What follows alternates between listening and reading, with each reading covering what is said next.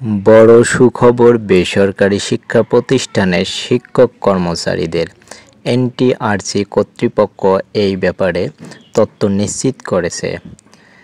আজ আমি সেই তথ্যটুকু আপনাদের মাঝে তুলে ধরব, তাই আপনারা সাথে থেকে চ্যানেলটি সাবস্ক্রাইব করবেন যারা ইউটিউব থেকে দেখতেছেন, এবং যারা ফেসবুক পেজ এবং টিকটক থেকে দেখতেছেন তারা অবশ্যই ফলো দিয়ে পাশে থাকবেন। চলে যাচ্ছি ভিডিওটির মূল পর্বে। বড় সুখবর এমপিওভুক্ত শিক্ষা প্রতিষ্ঠান শিক্ষক কর্মচারীদের জন্য। এই নিয়ে জানাবো বিস্তারিত। বেসরকারি শিক্ষা প্রতিষ্ঠানে কর্মরত এমপিওভুক্ত শিক্ষকদের বদলি কার্যক্রম শুরু করতে যাচ্ছে সরকার।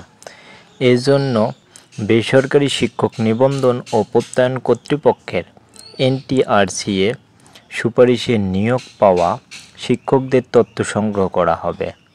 নিজ দপ্তরে এসব কথা জানান মাধ্যমিক ও উচ্চশিক্ষা অধিদপ্তরের মাউসি উপপরিচালক মোহাম্মদ ইউসুফ ফারুকী।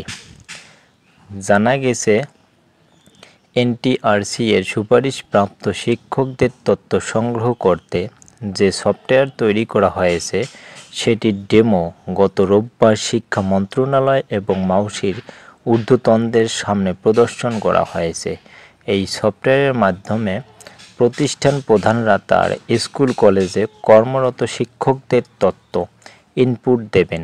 আগামী 7 জুলাই শিক্ষা প্রতিষ্ঠানগুলোকে সফটওয়্যারে প্রবেশের অ্যাক্সেস দেওয়ার পরিকল্পনা করা হয়েছে। সম্পূর্ণ ভিডিওটি দেখার জন্য আপনাদেরকে ধন্যবাদ। লাইক, কমেন্ট, শেয়ার করে পাশেই থাকবেন।